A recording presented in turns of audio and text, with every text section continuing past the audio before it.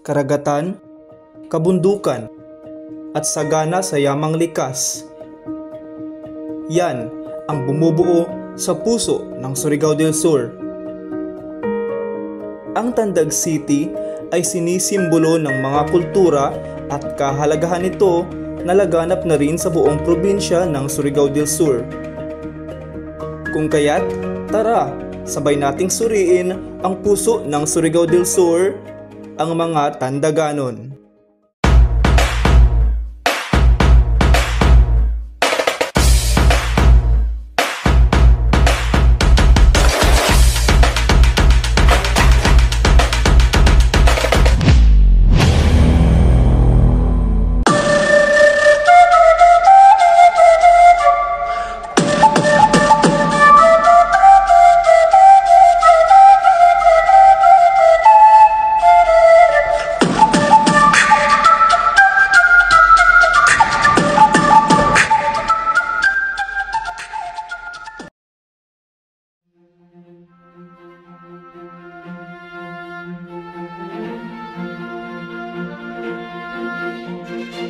Welcome sir sa Tandag City Tourist Assistance Center. Mabuhay. Ay, mabuhay.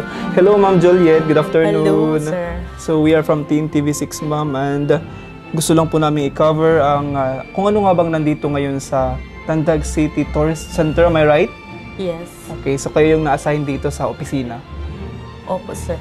Ito yung sa ang Assistance Center, ang naka-display dito ang mga local products dito sa Tandag City in 21 barangays like Abaca product from Barangay Matikdom, and mga banana chips from Barangay Matikdom din, at iba pang mga local products na nandito sa Assistance Center.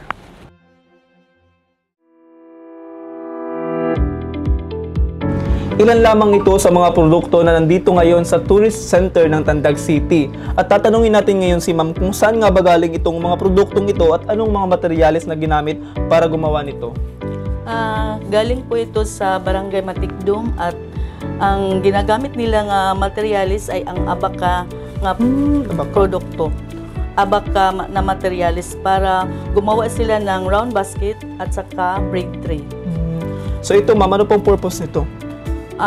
Ito para sa maglagay ng braid tray, at ito yung pangalan niya, braid tray. Ay, po sa mga breads usually. Yes. Pwede sa mga prutas to. Pwede sa mga prutas. Kahit anong purpose. Oh. Ito naman po, para saan naman po to? Ito ginagamit ito sa pang tokens at saka yung mga prutas. Lalagyan ng mga prutas. Round basket. Yeah, perfect gamitin sa pang picnic Ma'am, right? Yeah. Yeah. Hindi lamang mga handicraft ang present dito sa Tourist Center ng Tandag, dahil meron din silang mga sash, bags, baskets, at mga damit. At hindi lang yan, dahil meron ding mga pagkaing chips at mga suka. Maliban sa mga craftsmanships ay meron din palang mga pagkain at mga sauce na binibenta dito o sinusupply ng mga local suppliers. At isa dito ay ang Spicy Tantan. Ma'am, saan po ba ang supplier ng Spicy Tantan natin dito? Ito galing po sa Barangay Mabua. Isa na yung si Tantan ang nag-supply dito sa Barangay Mabua. Pagkatapos natin sa Tourist Center of Tandag, ay bumiyahe nga tayo ng ilang minuto patungong Barangay Matikdom upang personal na puntahan at kumustahin ang mga manggagawa sa lugar nila. At ngayon po ay nandito tayo sa Barangay Matikdom ng Tandag City, kung saan ay meron tayong makakapanayam na isa sa mga handicraft weaver na gumagawa ng mga baskets katulad na lamang nito na gawa sa Abaca. Siya si Nanay Nelia. 50 taon na siyang residente dito sa barangay ng Matikdom at matagal na rin siyang nagtatrabaho bilang handicraft weaver dito sa kooperatiba nila. Meron po ba kayong mga anak? Meron po. Ilan po? 4. 2 babae, 2 lalaki. Nakapagtapos po ba silang lahat ng pag-aaral? Ang dalawang katapos, ang dalawa. Pero kasama niyo pa yung iba dyan? Ang isa kasama ko, ay asawa ko. Si tatay po, nandiyan pa po ba? Nandun po, at Farmer. Farmer. So, anong uri po ng pagpa-farm yung trabaho ni tatay ngayon? Palay at saka ubi. Ubi. Pero minsan po, parang nagtatanim po siya ng abaka o kumukuha ng abaka. Intercrop yung abaka sa ilalim ng kalubuan. Farming ang pangunahing pangkabuhayan nilang mag-asawa. Habang nagpa-farm ang asawa, ay gumagawa naman ng mga handicraft si Nanay Nilia. Sa ito, sa ginagawa ko ng produkto. Paano niyo po ba ginagawa yung ganyang klaseng produkto? So, kumuha kami ng abaka, saka yung kawayan kay para dito, para ipunin dito. Tapos linisin natin ito, gamit ang gunting sa Gunting at sa cutter. tapos, katapos lagyan ng tubig. Di ba yan? Dito niyo po ba ginagawa yan sa building na ito? Dito sa building. Minsan po, ginagawa namin sa bahay, pag yung mga tapos, doon lang tapos. Okay, so minsan kapag hindi niyo natapos dito, dinadala niyo na lang sa bahay niyo. Siyempre para mas... Para mas katapos, galing.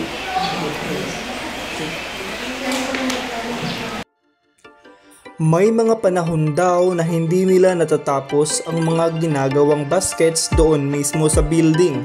Kung kaya't, dinadala nila ito sa kanilang mga bahay upang doon na lamang tapusin. At si Nanay Nelia ay nag-ooperate naman daw ng handloom machine. Pero minsan po na ginagamit niyo po yung machine na yan or waver. Minsan, ginagawa natin. Ay, so nag-ooperate din kayo. Sa estimate niyo po, marami po ba kayong mga waiver dito sa Batikdom? 21 21. Meron po ba registration yan? Yung pagtatrabaho niyo po ba dito sa kooperatiba, nakakatulong po ba sa pang-araw-araw niyong pangangailangan ay? Okay, katulong po.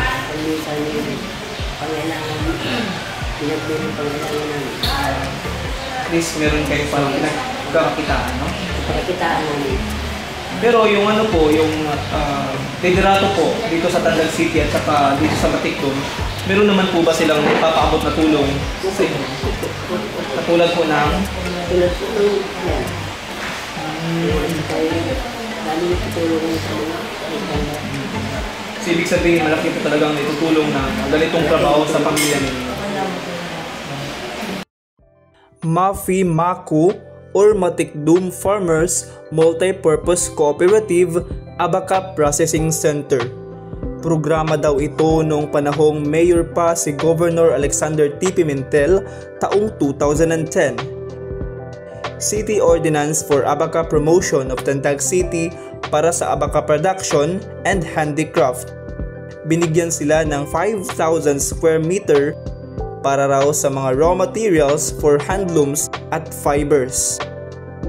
Nabigyan din sila ng building mula sa PhilMida kung saan ito ay inassist ng Department of Agrarian Reform at LGU Tandag City. Nasa harapan po natin ngayon ang dalawang weaving machine or handloom kung tawagin dito sa Batikdom. At ngayon ay tuturuan tayo ni Ma'am Perla kung paano pa i-operate itong machine na ito. Ma'am Yumi.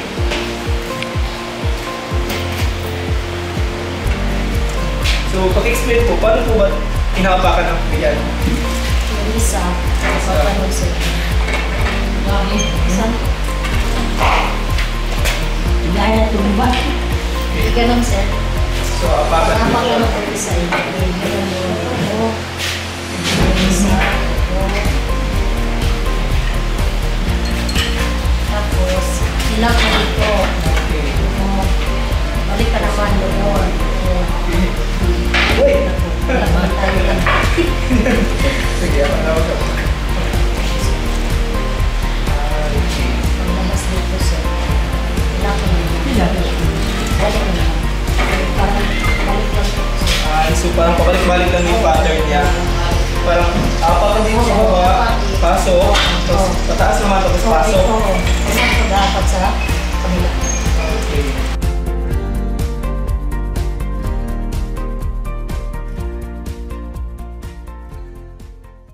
Sa 3 taon po na pag-ooperate ninyo na nitong machine na ito, ano po ba para sa inyo yung pinakamahirap? Pinakalisod sir, ang pagsugod. Ang plaster. Oo. Okay. Lisudi, isugod po ninyo ito sa isa ka tuwan sir, isa ka may isa ka forma. Oo. Ibalian mo na i-X dito sila. Oo, sir na mo siya ituan ng pagkakao. So, may mga... Oo. Ano din siya, isa ka nylon, tapos suksok diri. Hindi pinakalisod din sir kay mga kadwa kadlaw na mo di siya gumawa. Kung di mo gud siya ano pa, di mo siya masubay sir. Hindi na siya munganga. Oo. Hindi na siya munganga. Dapat mo siya balot-balot. Diri isa, diri pag isa. Na. Ay! Oo. So, kada lumang isa. Oo, kada lungag isa. Na diri po isa. Kuha na siya mo. Isa-isa. Na kung magkasinayot ka, bali diri ano ka, ma-utro. Sana diri man. Kaya makidiri ka. Pag diri, balik na rin ka diri ka. Pagkasinayot ka, hindi na siya mo. Balot-balot na rin.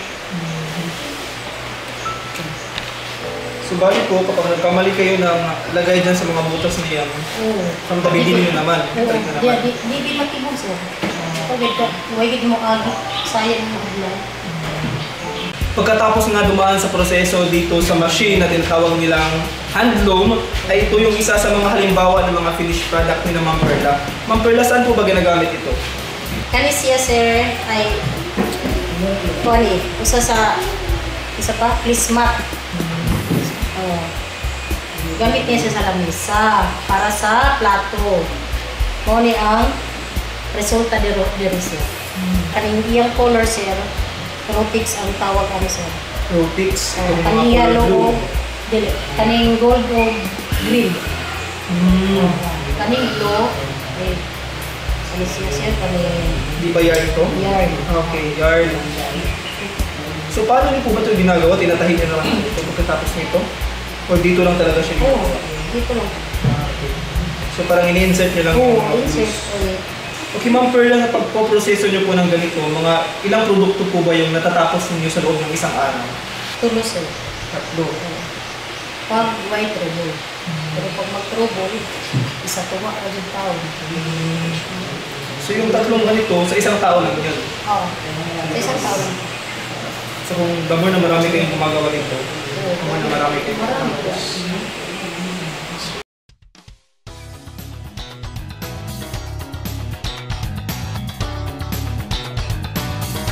Isa lamang ito sa mga produkto or mga finished product dito sa Barangay Matikdom na gawa sa Abaca. At ngayon ay itatanong natin sa kanila kung magkano nga ba ang presyo o kung magkano nga ba kung binibili ito sa kanila. Okay, so Nanay, kung ito po, magkano po bang bili nito? 1 sir ang ibalik. May 2 meters na ano po, center table at saka 6 na peraso nito. Eh, yan ang presyo 1 1,800. Kung dito po bibilhin mismo. Oo. Pero kapag dineliver nyo po doon sa center, standard, sa tourist center, Yun lang po sir. ayun pa rin.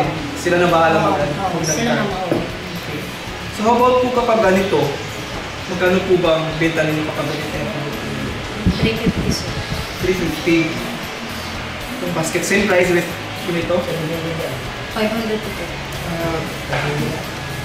So ano po ba yung mga indicator bakit mas mahal ito kaysa sa dito? Dahil po ba mas mahirap itong gawin? Kahit kumpara dito? Hindi more likely parang pang picnic lang siya. Lagi ng mga prutas. Pero ito, para talaga sa mga gamit. Pwede siyang pang travel. So how about po itong bag na ito? Feeling ko parang mas sophisticated siya. Kasi kung makikita natin yung hawakan niya, literal na kahoy. Tapos meron pa siyang mga details or may mga designs. Siguro may mga meaning ito, no? Tapos, meron siyang zipper. Makikita natin Lining. meron siyang May anong tawag lining. dito? Lining po. Lining. So, parang pareha lang siya ng basket na ito. Pero kaiba lang nila meron siyang handle at saka lining. Para mas safe yung mga gamit ninyo dito sa loob. Dito po sir, pwede naman nagyan ng lighting. So Hindi kapag ko ito natatapos. okay. So kapag ganitong klaseng bag po, magkano po ba ito? Yan po. 1,200.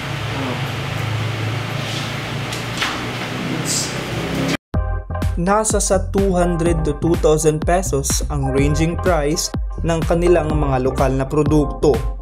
At malaki nga daw ang naitutulong nito upang matustusan kahit papaano ang kanilang pangangailangan sa araw-araw. Minsan ay may mga dumadayo pa mismo dito sa Barangay Matikdum para lang daw bumili ng mga paninda nilang mga baskets. Kung kaya't nanghihikayat sila na sana ay lalo pang mas dumami ang kanilang mga miyembro sa kanilang kooperatiba. Sige, kaya sa mga kauban na mo, labi ng mga miyembro sa kooperatiba. Ang pamiyembro sa kooperatiba dahil mapisa yung paghimo ng pagbili ng mga butang along sa may ilang income. Ma'am Dagasdas, bilang personnel na na-assign dito sa Tourist Assistance Center of Tandag City, sa palagay niyo po ba itong mga produkto na ito ay may naging contribution sa ating syudad? Opo, malaki po ang contribution ng mga local products natin dito sa Tandag. Dahil maka-ano kita sa mga tourists, maka-provide kita kung halimbawa mo bisita dito sila sa Tandag at maka-ano tayo ng mga local products natin na galing ng Tandag. Sa tingin niyo po, isa po ba itong mga produkto na ito sa nakakapagpapaangat ng ating ekonomiya dito sa Tandag City? Yes, pamumuhay ng mga supplier, isa na yun, nakakatulong tayo. Isa ito sa mga paraan lalo pang mas makilala ang Tandag City bilang capital city of Surigao del Sur. Okay. Thank you so much, ma'am, sa oras niyo sa amin. Thank you. Pisikal na pruweba ang kooperatiba at aktibidad ng mga Matikdum farmers ang pagpapahalaga at pagkilala ng ating kultura bilang mga Pilipino at Surigao nun. Hindi lamang nila pinipreserba ang kanilang mga gawa, bagkus ay ekspresyon din ito ng kanilang talento na biyaya mula sa poong may kapal. Kung kaya't sigaw ng mga manggagawa sa Matikdum, Dali na kamo sa Barangay Matikdum para mutanaw umupalit sa among mga produkto na handicraft. Mapagpalang araw po sa inyong lahat. Ito po si Lorifer Enoseda at ito ang Explore Caraga.